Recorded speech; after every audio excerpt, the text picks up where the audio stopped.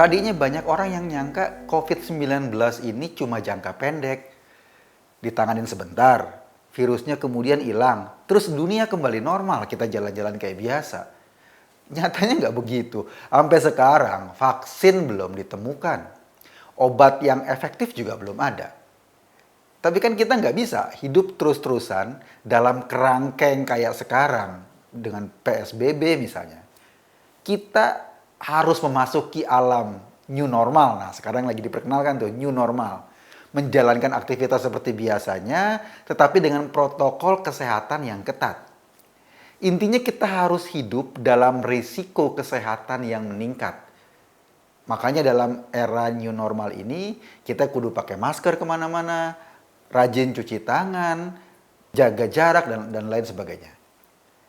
Tapi siapa yang bisa memastikan kita aman ketempelan virus saat beraktivitas kembali nanti? Padahal negara kan nggak mungkin terus-terusan ada dalam suasana bencana non-alam kayak gini. Kehidupan harus kembali normal. Pembangunan harus jalan lagi. Program pemerintah harus bergulir lagi. Maksud gue gini, budget negara nggak bisa terus-terusan dihabiskan hanya untuk menghandle suasana dan keadaan darurat kayak sekarang. Sekarang, kalau ada pasien COVID-19, semua biayanya memang ditanggung negara karena kondisinya keadaan darurat. Terus pertanyaannya gini, gimana kalau status bencana non-alam yang ada sekarang ini dicabut oleh pemerintah?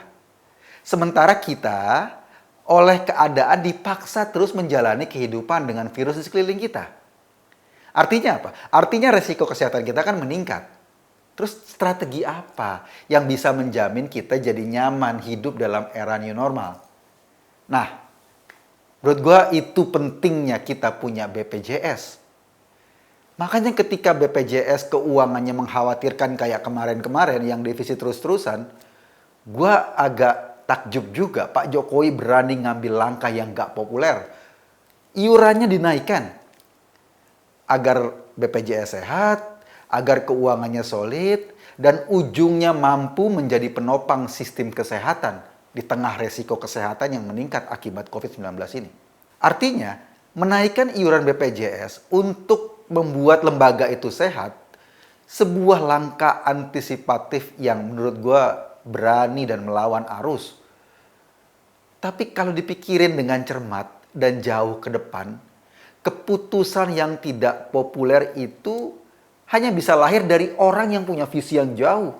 Bukan sekedar politisi yang sibuk dengan citra belaka. Itu untuk mengantisipasi masalah kesehatan. Gimana dengan masalah ekonominya? Kondisi kita saat ini kan membuat ekonomi kita babak belur. Banyak PHK dan lain-lain. Ini satu lagi. Jokowi mendorong diselesaikannya RUU Payung atau RUU Omnibus Law yang terdiri dari beberapa bagian. Salah satunya rancangan Undang-Undang Cipta Kerja.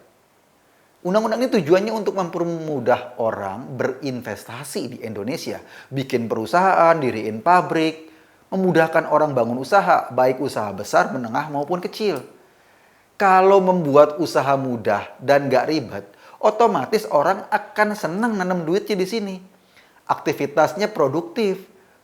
Aktivitas yang produktif kayak gitu mau nggak mau kan butuh lapangan pekerjaan. Tenaga kerja akan terserap lagi. Terus kesejahteraan kita meningkat deh. Kenapa undang-undang itu perlu dibahas pada saat pandemi kayak gini? Nah, itu justru pertanyaan pentingnya. Kalau aturannya udah disiapin, nanti pasca pandemi ini, orang yang punya duit kan nggak mau duitnya nganggur. Dia mau cari usaha apa yang bagus nih, usaha apa yang keren. Bukan cuma di Indonesia, tapi juga orang-orang yang punya duit di seluruh dunia. Jika aturannya udah simple dan nggak ngeberatin pengusaha, kan enak. Mereka tinggal masuk, mereka bikin usaha, dan ekonomi kita berputar. Sama seperti kenaikan BPJS. Ada juga yang nggak setuju Undang-Undang Omnibus Law ini dibahas saat pandemik sekarang. Alasan mereka, kan kita harus fokus sama corona. Lah iya, Gue setuju kita fokus sama corona. Kan yang nanganin corona sudah ada. Ada tenaga medis, ada tenaga kesehatan. Kan mereka sudah menjalankan fungsinya. Masa DPR yang bukan yang politisi dan bukan dokter itu mau ikut-ikutan sibuk nanganin corona? Yang ngurus corona ya biarin aja. Yang harus ngurus undang-undang ya jalankan fungsinya ngurus undang-undang. Kerjaan DPR ini kan bikin undang-undang.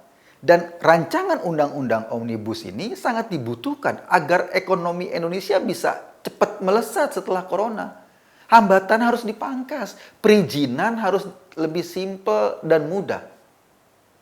Gua sebetulnya happy. Dua langkah besar yang didorong Pak Jokowi ini awalnya memang mengundang kontroversi. Kelihatannya kok nggak pas ya dilahirkan dalam suasana pandemi kayak gini. Kalau Jokowi cuma mikirin citra buat politiknya, gue rasa dia nggak akan berani tuh naikin iuran BPJS di saat kondisi lagi kayak gini. Kalau ia cuma mikirkan citra politiknya, gue rasa dia akan nunda pembahasan Undang-Undang Cipta Kerja yang dalam tanda kutip sering terjadi kontroversial. Tapi luar biasa, nggak kayak gitu ternyata. Justru Presiden ngambil peluang di saat krisis. Kita berharap setelah krisis ini, kita udah siap dengan sistem kesehatan yang lebih oke. Dan aturan investasi yang lebih simpel dan mudah. Indonesia emang butuh pikiran-pikiran cerdik untuk memandang jauh ke depan. Kita butuh pemimpin yang ngelihatnya nggak cuma sebatas kondisi saat ini, tapi melompat 2-3 langkah ke depan. Dan itulah yang kemudian membuat kita merasa nyaman, even dalam kondisi kayak gini. Dan lo tahu, kemampuan kita nangani COVID ini memang boleh dibilang di dalam negeri banyak kontroversial, kritik dan lain-lain. Tapi coba lo bandingin sama negara lain. Kita nggak jelek-jelek banget, kalaupun nggak bagus-bagus banget. Tapi kita juga jangan pernah berpikir bahwa negeri ini buruk banget. Kita emang butuh pikiran-pikiran cerdik untuk memandang jauh ke depan. Dan kita sebetulnya harus bersyukur juga di Indonesia. Ketika misalnya ada orang di PHK, dia tinggal di Indonesia. Ketika dia di PHK kehilangan pekerjaan, dia di rumah bisa bikin lontong, bisa bikin apa, dan lo bisa mencari pendapatan alternatif tanpa harus ribet langsung. Artinya ekonominya nggak mati sama sekali. Lo bayangin kalau lo di Eropa atau lo di Amerika. Lo mau jualan makanan, mesti ada sertifikat dapur lo harus higienis. Lo mau jadi tukang ledeng, lo mesti punya sertifikat ledeng. Lo mau jadi tukang apapun, lo mesti punya sertifikat. Jadi ketika lo di PHK, lo kiamat. Sementara di Indonesia, korban-korban PHK masih bisa jualan masker di pinggir jalan, masih bisa jualan lontong sayur di pinggir jalan, dan lain-lain. Artinya gue pengen bilang begini, kita ini bangsa yang cerdas dan kreatif. Kita nggak mungkin kalah dengan kondisi yang ada saat ini. Dan pemimpin kita sudah mencontohkan bagaimana dia bisa berpikir 2-3 langkah ke depan. Gue sih cuma ngajak kita melihat keadaan dengan pikiran jernih. Kesimpulannya ya terserah lo.